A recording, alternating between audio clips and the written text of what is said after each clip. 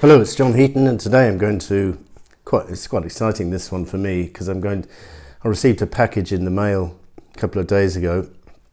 Unexpected, really, because I haven't received a package from the Sean and Yoko for a couple of years now. But it was this, Mind Games, the new 7 CD or 6 CD plus Blu-ray Deluxe CD edition. Just a wonderful surprise, and so I opened it immediately, and I've been devouring it over the last 48 hours. I'm going to give you my thoughts. There's a lot to take in, and Sean's left various puzzles and clues throughout the box, which we're trying to work out. I haven't managed to work them out. He said it will keep us busy for years, so that's something to look forward to. But let me just tell you a bit about what's inside the box. But before I do that, I just want to say I've been collecting various copies of Mind Games for years. This is a Japanese miniature copy with the original vinyl sort of inner sleeve with impossible to read handwriting, but quite interesting to have that sort of replica vinyl on mini CD. And this was a bootleg I had many years ago in the 90s of outtakes from Mind Games, some of which are probably very similar to the material on here, but obviously this being an official release, much better quality. So the whole box came with an envelope addressed to me with the superb cover of the Mind Games album cover, and a very nice note from Sean inside. And I hope you enjoy these Mind Games for many years to come. And as Mum says in the intro to this book, let's see how we can make a positive future with it, to play a positive mind game with one another. See you in Newtopia. Sean Ono Lennon. A nice picture of the Dakota there on his signature there. So yeah, very nice note from Sean. And so digging into it, you get this Citizen of Newtopia thing, which you can fill in if you like and put your photo and stuff.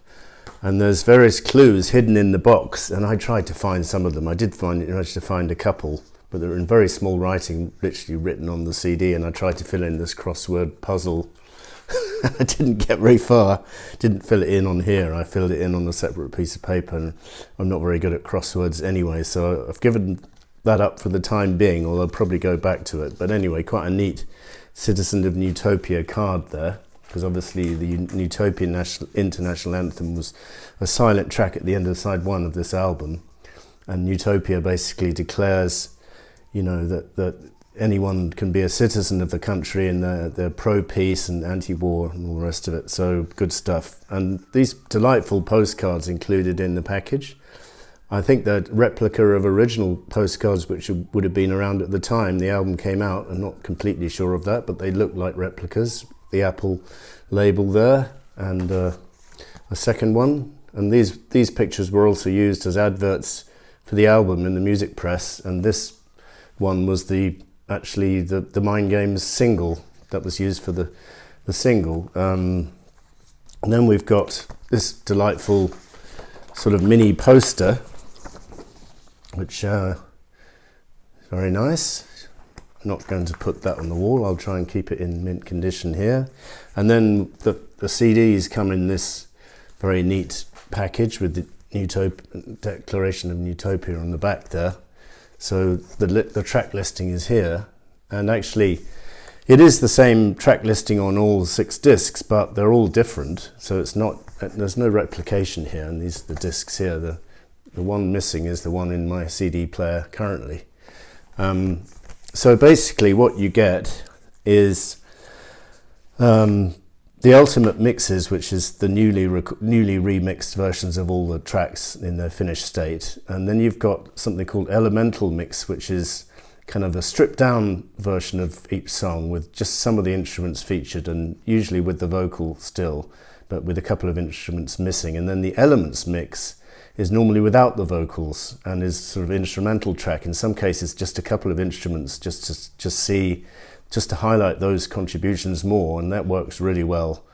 And then the Evolution mixes is a kind of mini documentary on each song, showing it how its gestation from the original piano demo that Lennon might have had a couple of years before this album in some cases, to the kind of early run-throughs and then how they worked on it. And it's full of delightful studio chat, particularly from John, on like how it's going and sort of trying to joke with the musicians and say, you know, this, can we have it like this? And he's full of good humour, and the musicians are very complimentary about working with John in their interviews in this book. But just to finish the content, the 5th disc is at raw studio mixes, which are kind of sort of early run-throughs, but very interesting, and I'll tell you a couple of those examples in a bit. And then 6th disc is outtakes, so alternate versions to the master, in some cases pretty close to the master, but just with subtle differences. For example, in Mind Games, you've got different words. He's talking about blowing in the wind at one stage.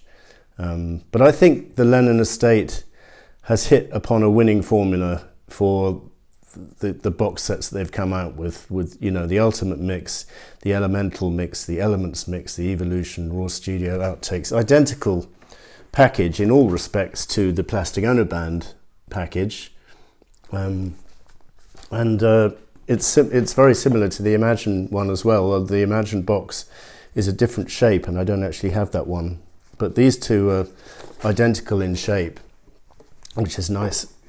So you can store them side by side. What else? It comes with the Blu-ray, which is a bit redundant for me, but because I don't currently have a 5.1 stereo system, but if and when I do, that'll be waiting for me. So that's the discs, and then what have we got? Oh, this gorgeous book, probably the highlight of the whole package, of music notwithstanding. I mean, this is just delightful, and it's many pages long. Didn't count exactly how many pages, but we're talking 130 pages, and some great stuff in this book. I'll just show you a couple of examples. For example, this is a picture of the band who recorded Mind Games. The tall black guy is Gordon Murray on the bass. The guy on the far right is Kenny Asher on the keyboards, and then we've got Sneaky Pete Kleinlow to Kenny Asher's, the second from the right there with the beard. And then we've got Dave Spinoza with the curly hair and the moustache, who played on Ram for Paul and Linda McCartney, if you remember. And then we've got Rick Marotta, the guy with what looks like a turban, but it's just his hair and the beard. And then Jim Keltner is on the far here, the far left of the picture.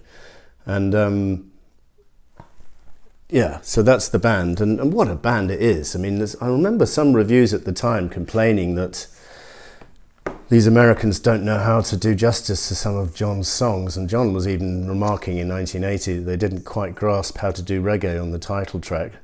But I think they do a remarkable job, and some of these outtakes really highlight the musicianship very well indeed. So all the musicians, we got Dave Spinoza on guitar, Gordon Murray on bass, Jim Keltner and Rick Marotta on drums. Rick Marotta playing drums on Meat City with Jim, and playing bongos on Free the People, and Jim's doing the drumming. And Kenny Asher on keyboards, and then Sneaky Pete Kleinlow on sort of pedal steel guitar, and then John, of course, on guitar and vocals. And they're all generously interviewed throughout this book. There's a page or two devoted to each featuring musician, including the engineers. And it's just a delight. It really is. I mean, I'm not sure if you want to fork out your money for this box set. It's up to you. You can access the music on Spotify.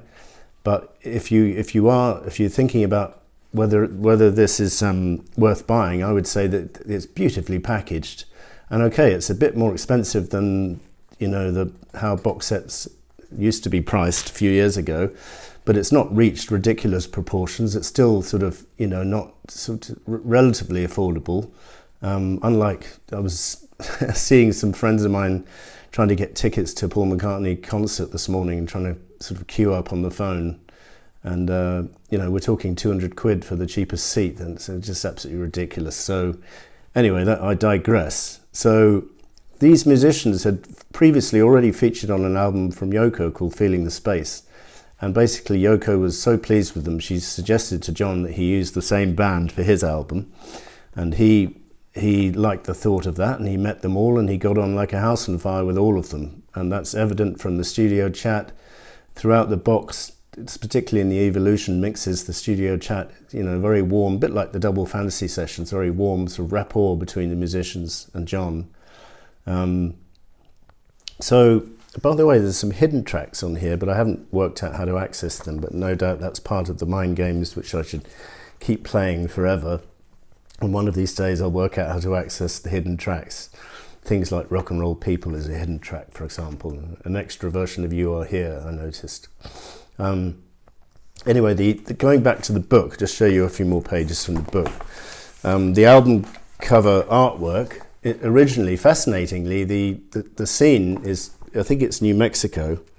The high plains in New Mexico, from a book which came out in 1972, and John liked the picture so much he thought, okay, I'm going to take this picture of Yoko, turn it horizontal and put her face so that she becomes the mountain here on the cover. And then this picture of John taken at an airport in front of an army recruitment poster was basically cut out and pasted onto the cover here, as you can see. So I'd never seen that original poster before, and this one here is an early sort of run through of the cover with Yoko's face being considerably lighter than it turned up on the final one. So that's the cover artwork. Fascinating stuff there. The Elements mix, as I said, the stripped down version, you can see exactly who's featured, the musicians, and which day it was recorded is also listed for the outtakes and for the masters. And then you've got, and the same with the Evolution documentaries, little sort of spiel on each one, taking you through the development of each song. These are some of the adverts, as I mentioned, in the music press for Mind Games at the time. Full page adverts taken out in the NME and Sounds and probably Billboard. And this, as I say, was the single. And then that's a gold disc of Mind Games. Actually, interestingly, this book doesn't actually mention the release date of the album from what I can see. And it doesn't mention chart placings. Maybe that was done deliberately because this album, for some reason, didn't do too well commercially, but I think it's really stood the test of time. And right now, as I sit here today, it is my favourite Lennon album, no less, because I'm really into it and I've discovered all kinds of things which I hadn't noticed before in terms of instrumentation, the bass part on one song, or Dave Spinoza's guitar on another. I mean, the versions of Intuition, both the Elemental and the Elements mix of Intuition are absolutely fascinating. Kenny Asher's and he talks about it in the book, about trying to be in the zone and let yourself go in the session. And he says when the musicians are not uptight and they let themselves go, that's when the magic appears. And I think they really do get a groove together.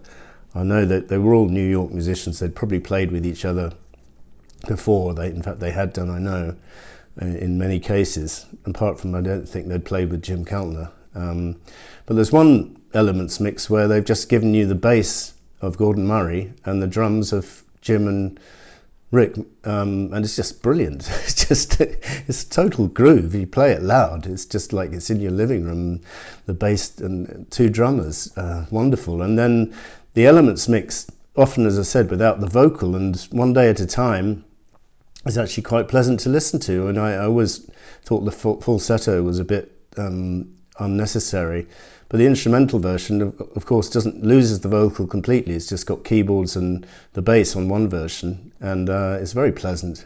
Only People, I enjoyed that track more than I've ever enjoyed before. I've always thought it was a bit of a throwaway, but some of the early versions probably preferable to the final version. He's really having fun on that track, and you can particularly tell that on the a couple of the outtakes on here. I know, just a great Elements mix with just Dave Spinoza's guitar, Kenny Asher's piano, and Michael Brecker's sax, just broken down, just so you can see it. Oh, it's just wonderful. You Are Here, again, it's just Kenny Asher and Sneaky Pete on pedal steel. Out of the blue, they've just highlighted Kenny Asher's piano because he does such a superb solo. And he's playing piano all the way through that song, and it's just a complete highlight. So he deserves the spotlight for that particular elements mix of Out the Blue. Rob Stevens is responsible for the Raw Studio versions, and Tight As is probably the highlight for me here because it's extended and you hear the additional guitar solo which was cut. And also there's a version of Out the Blue on here which is extended as well. They have a second piano solo. It's almost to say, well, that piano solo was so good, Kenny, can you do another one? And the same with the guitar on Tight As. You just never want those guitar solos to stop. So literally the kind of song it could go on for 10 minutes and I wouldn't be bored of it. So wonderful, and that's reinforced my version of what a great track Tight As is, and the others as well. There's really not a weak track on the album. And the musicians, it's very nice to hear them talking very warmly about each other and congratulating the team who restored this album to its glory and, showed it, broke it down, showed the evolution, showed the elements, and they've done an absolutely superb job. Paul Hicks is responsible for the ultimate mixes and the outtakes, Rob Stevens the Raw Studio mixes, and Sam Gannon put together the Evolution mixes, and they're all just masterpieces. The Evolution, that particularly worked well on Imagine and Plastic Ono Band, and again here it's just fascinating to hear a song sort of progress throughout its stages and take on a different life and a different feel, and then to end up with the final version. So what else have I not shown you? I've shown you the postcards. Just want to congratulate Simon Hilton, who put together this overall package, Paul Hicks, Sam Gannon, Rob Stevens, and of course Sean Ono Lennon and Yoko Ono Lennon for having the sort of foresight to put together these superb archive packages. And really, they are such a treasure, and I really can't help but look forward to Walls and Bridges when it comes. But at the moment, as Sean said, this will keep me going for many months, not only listening wise, but also trying to figure out some of the clues and stuff hidden in the packaging, and keep on playing those mind games forever. And just for your information, on this weekend I'm recording a review of this album with Matt Williamson from Pop Goes the 60s, so that'll be published but on Matt's channel, Pop Goes the 60s, shortly thereafter, so look out for that. So yeah, this is the book. This is the package. If you like to have it in physical format, I would thoroughly recommend this. If you just want to save a bit of money and listen to it on Spotify, I'm sure you'll get a lot of pleasure from it that way. Whichever way you choose to listen to it is an absolute joy and a really good job done by all concerned. So thanks to them, and thank you all for watching. See you next time.